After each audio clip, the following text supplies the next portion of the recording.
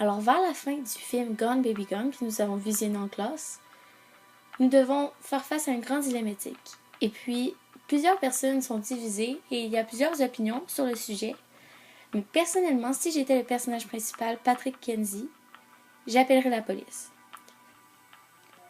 La mère a le droit de savoir où son enfant est et je crois qu'elle a aussi le droit d'avoir une seconde chance, malgré les irresponsabilités dont elle a fait preuve, parce qu'elle a l'air honnête lorsqu'elle avait parlé avec l'inspecteur Patrick Kenzie.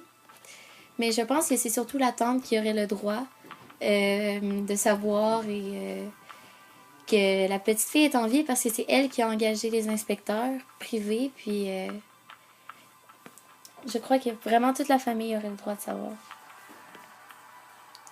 Mais je crois qu'il faudrait mettre quelques conditions à tout cela et parce que la mère a besoin d'être surveillée parce qu'elle était toxicomane et alcoolique.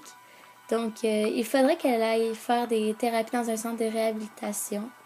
Et je pense que d'ailleurs, elle n'aurait pas le choix parce qu'elle enfreint plusieurs lois. Puis c'est déjà mieux d'aller dans un centre de réhabilitation que d'aller en prison. Donc, elle aurait pu être poursuivie et aller en prison pour cause de négligence criminelle.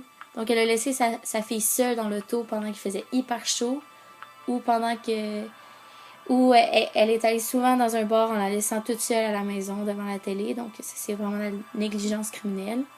Elle aurait aussi pu aller en prison ou se faire poursuivre pour un signalement des déplacements de son enfant à la direction de la protection de la jeunesse, donc la DPJ, à cause de sa consommation de drogue et de sa négligence criminelle aussi.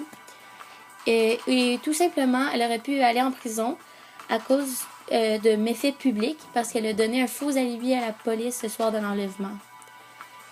Mais donc c'est ça. Donc ça la forcerait à aller dans un centre de réhabilitation pour devenir une meilleure mère. Mais je crois qu'elle pourrait très bien y arriver si elle était bien entourée. Et elle pourrait trouver un travail et retenir une bonne leçon de cette expérience, disons. Il faudrait aussi s'assurer de la sécurité de l'enfant et de son bien-être de retour dans sa famille.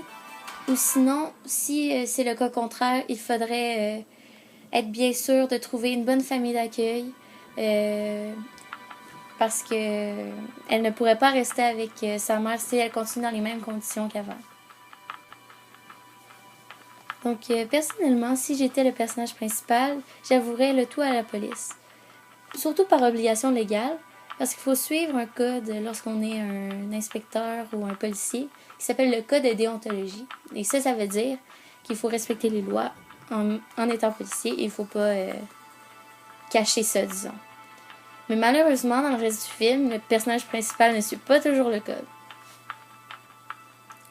Mais je ferai un compromis parce que le chef de police, l'ancien chef de police, avait des bonnes intentions. Et je plaiderais d'ailleurs pour lui à la cour pour qu'il n'ait pas une trop grosse sentence de prison. Parce que tout ce qu'il voulait, c'était de protéger la petite fille de sa famille qui était, disons, pas très fonctionnelle. Et une fois sortie de prison, je lui suggérerais de devenir une famille d'accueil parce que son intention était vraiment la bonne. Merci beaucoup d'avoir écouté mon opinion et j'espère que vous avez apprécié le petit montage photo que j'ai fait.